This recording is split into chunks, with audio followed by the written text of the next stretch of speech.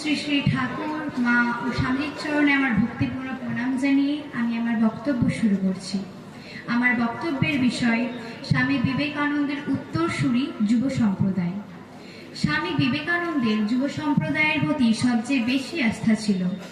ভারতবর্ষকে স্বামীজি যেরূপ বুঝেছিলেন সেরূপ আর কেউ বোঝেন। স্বামীজি ভারতবর্ষের সর্বাঙ্গীন বিকাশের কথা ভেবেছেন এবং সঠিক পথ নির্দেশ করেছেন। তিনি বলছেন, ভারতবর্ষের যুব সম্প্রদায়কে বিশেষ ভূমিকা গ্রহণ করতে হবে। যুবকরা ভালো হলে একটা দেশ ভালো হবে। আমাদের দেশের যুবকরা কিরূপ হবে স্বামীজি তার উপায় বলে দিয়েছেন।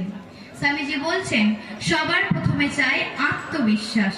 পৃথিবীর ইতিহাস কয়েকজন আত্মবিশ্বাসী মানুষের ইতিহাস। বিশ্বাস, বিশ্বাস, বিশ্বাস, নিজের ওপর বিশ্বাস, ঈশ্বরে বিশ্বাস, ইহাই উন্নতি লাভের একমাত্র পথ। আত্মবিশ্বাস না থাকলে মানুষের কখনোই মুক্তি হবে না। Have faith in yourself, all power is in you, be conscious and bring it out.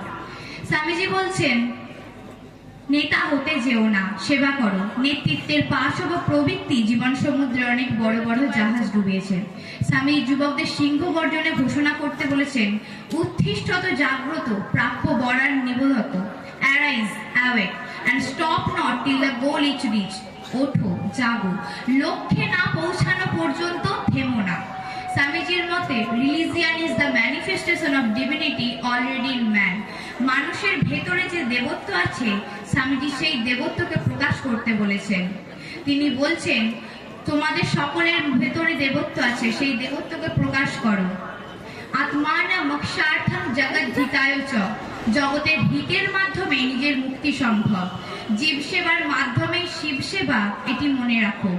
তিনি বলছেন, চাই পূর্ণ সরলতা, পবিত্রতা, প্রকাণ্ড বুদ্ধি এবং সর্বজয়ী ইচ্ছা শক্তি। এই সমস্ত গুণ আছে এরকম কয়েকজন মুষ্টিমেয় যুবকও যদি কাজে লাগে, তবে পুরো দুনিয়া ওলটপালট হয়ে যাবে। তিনি ছিলেন শক্তির উপাসক।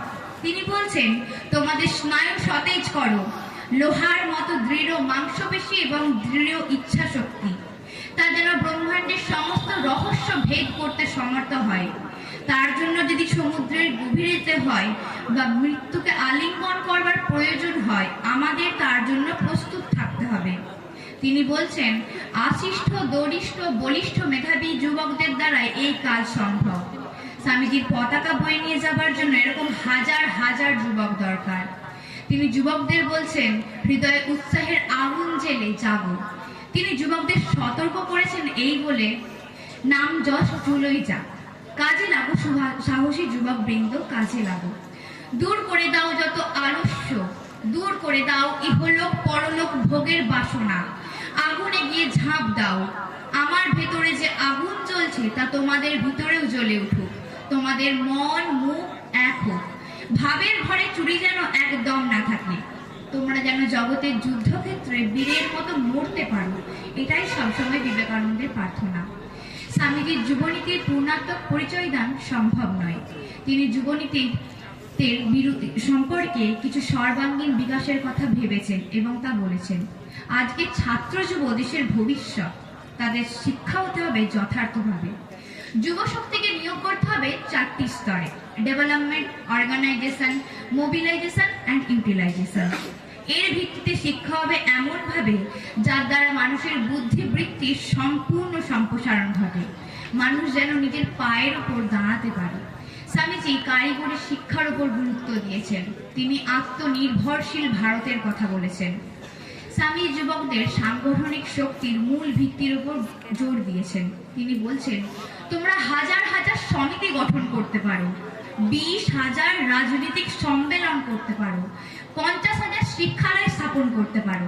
তবে এসবে কিছুই ফল হবে না যতদিন না তোমাদের ভিতর সেই প্রেম, সেই সহানুভূতি আবির্ভূত হয়, যতদিন না তোমাদের ভিতর সেই হৃদয় জাগ্রত হয় যে হৃদয় সকলের জন্য অনুভব করে। স্বামীজির মহামূল্যবান পরামর্শ যুবকদের ভুললে চলবে না। নেতা হতে যেও না, সেবা করো। নেতৃত্বের পাশব প্রবৃত্তি জীবন সমুদ্রে অনেক বড় বড় জাহাজ ডুবিয়েছে। আমাদের মনে রাখতে হবে, এই জীবন ছোট, অসার। তামাশার সংসার ক্ষণস্থায়ী। Only they are alive who live for others and the rest are dead.